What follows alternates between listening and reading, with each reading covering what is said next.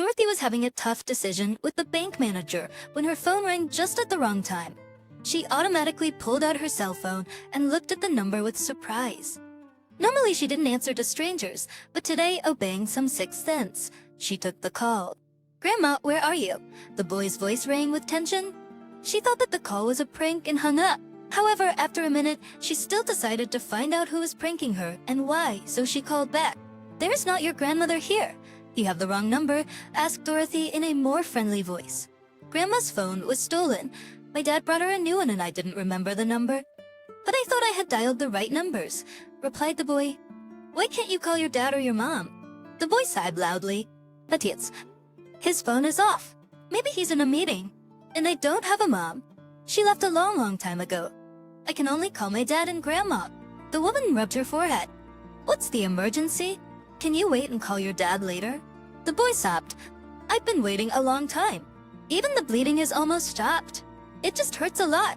These words made Dorothy tense.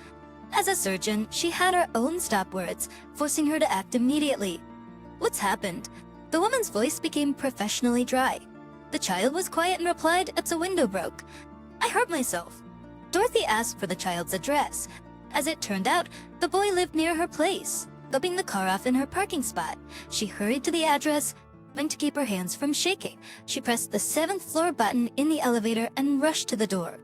The door swung open almost as soon as she rang it.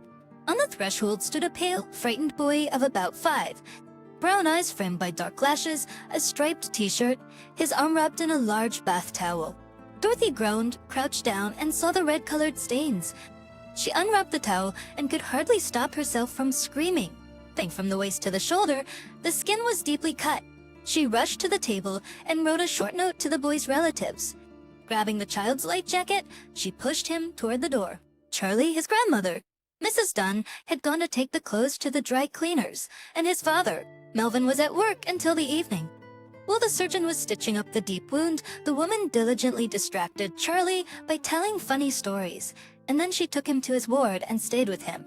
The boy had fallen asleep, and Dorothy sat lightly stroking his head and felt a warm wave of affection for this defenseless creature rise inside her. In the long years of loneliness, it was probably the first time she had ever wanted such a son. Before her job superseded everything. She was about to leave the patient when a tall, worried man flew into the room.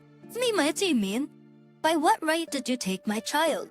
He shook a sheet of paper from her notebook. Dorothy caught a glimpse of the boy, who was tossing and turning in his sleep. She drew the man to the window and explained the situation in a half-whisper. His eyes warmed and she realized he was very attractive. Melvin looked anxiously at his sleeping son, and Dorothy hurried to reassure him. "Everything is fine now. Don't worry." The nurse on duty peeked into the room. "Dr. Evans, there's a patient brought in by ambulance." Dorothy said a short goodbye and hurried to the examination room. The next day was Sunday. She got up late and kept thinking how Charlie was doing. She smiled, remembering Melvin, and waited for his call. After all, grown-up polite people always call back to thank, to consult, to talk about something, perhaps to ask to go out. Dorothy really wanted him to invite her somewhere, and she began to think enthusiastically about how not to say yes too quickly, like she's a doctor and very busy. The woman was so dreamy that she almost missed the call. It was him. Melvin was polite and very pleasant. He thanked her for saving his son, and really asked for advice on how to continue to care for the wound. But he didn't invite her anywhere. Dorothy was disappointed, and for some reason very offended. She went to the mirror, swiped a comb through her blonde hair. "You're dreaming too much," she said grimly. Looking at her reflection, "Go and clean the flat or read a book. It will be more useful. You have to work tomorrow." The boy was discharged on Monday, and she lost sight of him for a long time. The next time, the woman saw the child in the park. That day, she stayed late at work and was already rushing home after a difficult shift at dusk, dreaming of a cup of hot tea. Charlie was sitting on a bench and watching people passing by. Dorothy came over and put her hand on his shoulder. "Why you're sitting here so late alone?" The boy looked up at her with tearful eyes. "I'm waiting for my grandmother. She's coming from work through this park."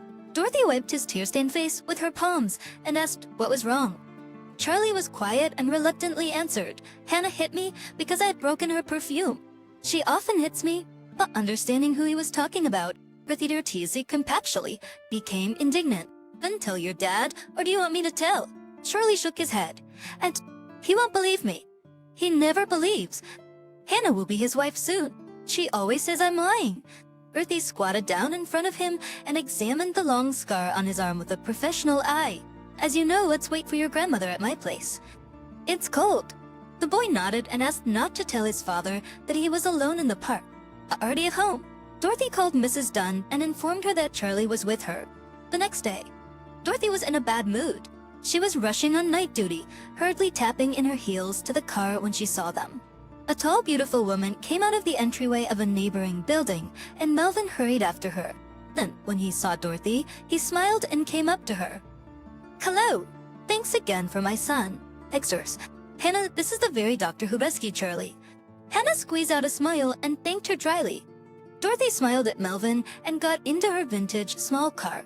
The night shift in the hospital was going on without excesses, and the woman even allowed herself to take a nap in her office. She had a strange dream, completely aloof.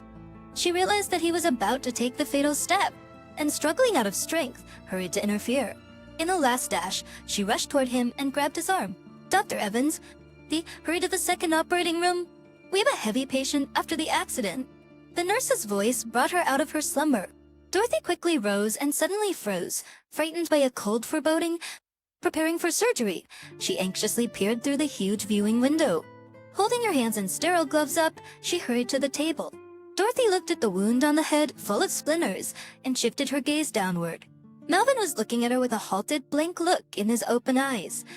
Endlessly scraping, cleaning, and stitching, Dorothy bravely endured the entire operation.